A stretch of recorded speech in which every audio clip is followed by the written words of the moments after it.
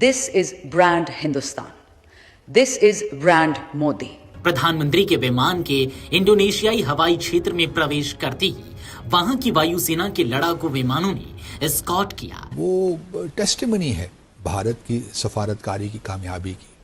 आप जान के हैरान होंगे और उतनी ही हैरानी होगी जितनी मुझे हो रही है।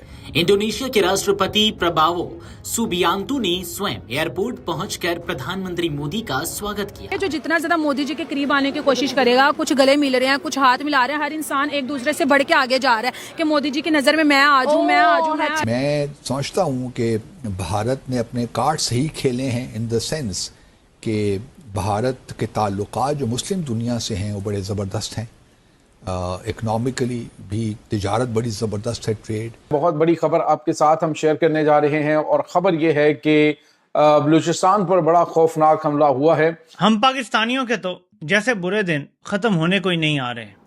कोयटा के नवाही इलाके हन्ना ओड़क में, जो कि एक तफरीही मकाम भी है, यहाँ पर सूरत हाल इंतहाई तशवीशनाक बन चुकी है। नरेंद्र मोदी साहब जो हैं वो उनके डिफेंस के हवाले से वो जो वहां पे पहुंचे हुए हैं डील्स करने एंड ऑल दैट, इंडोनेशिया में ब्रह्मोस मिसाइल। अब देखिए वहां इंडोनेशिया और चाइना का कोई सरहद नहीं है, फिर भी टेरिटोरियल डिस्प्यूट है। जय हिंद दोस्तों, very warm welcome to Hindustan special channel. Prime minister Narendra Modi 3 देशों की यात्रा पर हैं। दौरे के पहले चरण में वह इंडोनेशिया पहुंचे। यहां राजधानी जकार्ता में उनका गर्मजोशी से स्वागत किया गया। एयरपोर्ट पर राष्ट्रपति प्रबावो सुबियांतो ने उनका स्वागत किया।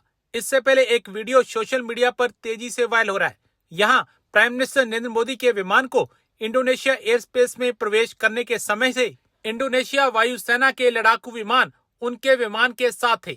सोशल मीडिया पर एक वीडियो तेजी से वायरल हो रहा है जिसमें देखा जा सकता है कि प्राइम मिनिस्टर मोदी के जहाज के साथ इंडोनेशिया के लड़ाकू विमान उड़ रहे हैं। इंडोनेशियन एयरफोर्स उनको एस्कॉर्ट कर रहे हैं। प्राइम मिनिस्टर मोदी 6 जुलाई से 8 जुलाई तक इंडोनेशिया में रहेंगे। इस दौरान वह दोनों देशों के बीच कई क्षेत्रों में साझेदारी को गहरा करने पर जोर देंगे। इसके अलावा भारतीय समुदाय के लोगों से मुलाकात करेंगे। प्राइम मिनिस्टर मोदी की इंडोनेशिया यात्रा बेहद अहम है।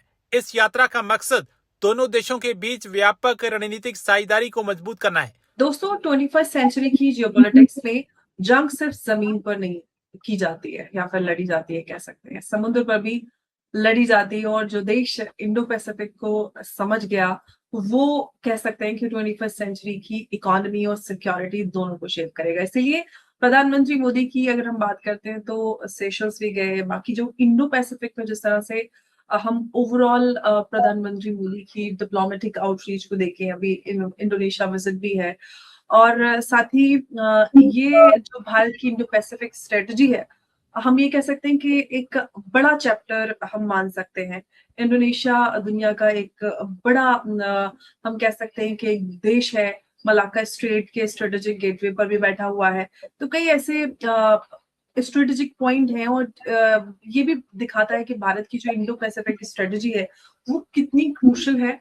इसको थोड़ा सा समझेंगे और जिस तरह से डिप्लोमेटिक पुश इंडो पैसिफिक पर स्पेशली भी भारत का नजर आ रहा है, इसको थोड़ा सा डिटेल में समझें। जैसे हॉर्मोज बन गई है, ये स्टेट ऑफ मलाक्का की भी हम एक चोक पॉइंट बना सकते हैं। ये कैपेसिटी है, इसीलिए ये क्रूशियल बन जाती है। फिर रही अब देखिए वहां इंडोनेशिया और चाइना का कोई सरहद नहीं है, फिर भी टेरिटोरियल डिस्प्यूट है। इनके पानियों में, इनके समुद्र का भी क्लेम करता है चाइना। 2-3 बार ऑलरेडी चाइनीज पीएलए का जो प्लान, जो पीएलए एयरफोर्स है वो इधर घुसपैठी किया है। इंडोनेशियन एयर स्पेस में वो लोग आए थे, तो ये लोग स्क्रैम्बल करके इनको जेट्स वहां भेजना पड़ा। तो इसीलिए उनको खतरा है, एक बार ताइवान को हड़प लेगा चाइना, फिर इन देशों के ऊपर गिरेगा।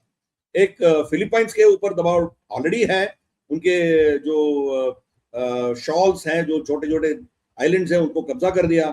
इक्का दुक्का जो बचा हुआ है उसके ऊपर भी दबाव डाल रहा है।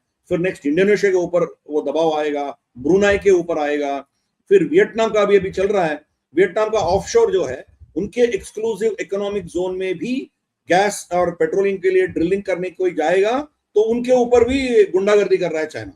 तो हमारी जो ओएनजीसी विदेश हमारी पास जो कंपनी है वो उधर जाके टेंडर भी मिल गया था, मगर हम जा नहीं पा रहे क्योंकि ये लोग चाइना की गुंडा जो शिप्स है ना वो आके वहां तंग करते हैं लोगों को।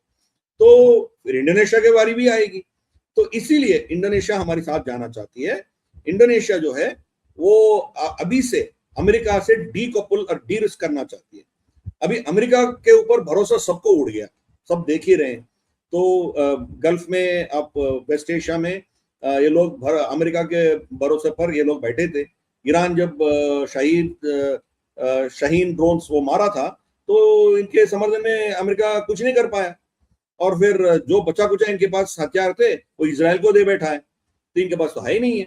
इसीलिए अब देखिए यूएई भी भारत के साथ आ रहा है, भारत से ब्रह्मोस खरीद रहा है, और इससे भी मोर इंपॉर्टेंट आकाश तीर खरीद रहा है हमसे।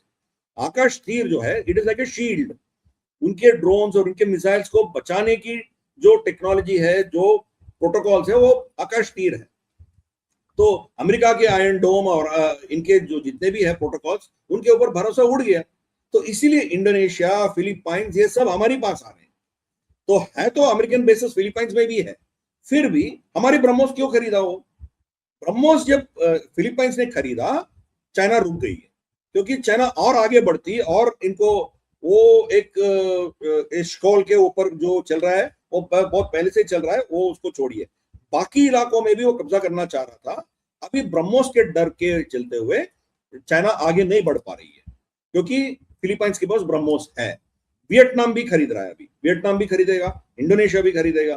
तो ये यहाँ की security, net security provider Bharat बनेगा। बहुत बड़ी खबर आपके साथ हम शेयर करने जा रहे हैं, और खबर ये है कि बलूचिस्तान पर बड़ा खौफनाक हमला हुआ है, जिसके बाद सिक्योरिटी फोर्सेस ने बहुत बड़ी कार्रवाई का आगाज कर दिया है। ये अब तक का सबसे खतरनाक तरीन हमला जो है वो कंसिडर किया जा रहा है। इसकी तमाम तर डिटेल, जबकि दूसरी तरफ नाज़रीन फ़लस्तीन गजा से एक बहुत बड़ी खबर सामने आ रही है। हमास ने बड़ा ऐलान कर दिया है। इसकी तमाम तर डिटेल्स आज के इस व्लॉग में आपके साथ हम शेयर करेंगे। नाज़रीन, इस वक्त आपको पता है कि पाकिस्तान के ऊपर दहशतगर्दों की जानिब से बड़े पैमाने पे हमले किए जा रहे हैं, और इस वक्त जो सबसे ख़तरनाक चीज़ है वो ये है कि दहशतगर्द अब जो सेंसिटिव एरियाज़ हैं वहाँ पर पहुँचने में कामयाबी हासिल करना शुरू हो गया। और नाज़रीन, इसमें कोई शक नहीं कि इसमें मुकामी सहूलतकार जो हैं उनकी मौजूदगी ही सबसे बड़ी जो है वो उनकी कामयाबी होती है, और वो जो मुकामी सहूलतकार हैं वही उनको इसमें सपोर्ट कर रहे होते हैं। खबर ये आ रही है नाज़रीन कि इस वक्त अफगानिस्तान से दहशतगर्दों की बड़ी तादाद पाकिस्तान में हालिया दिनों में खुफिया रास्तों से दाखिल हुई है, और उसके बाद दहशतगर्दाना कार्रवाइयाँ जो हैं वो तेज़ हो गई हैं। चाही के अंदर नाज़रीन अभी तक का ये सबसे बड़ा हमला करने की कोशिश की गई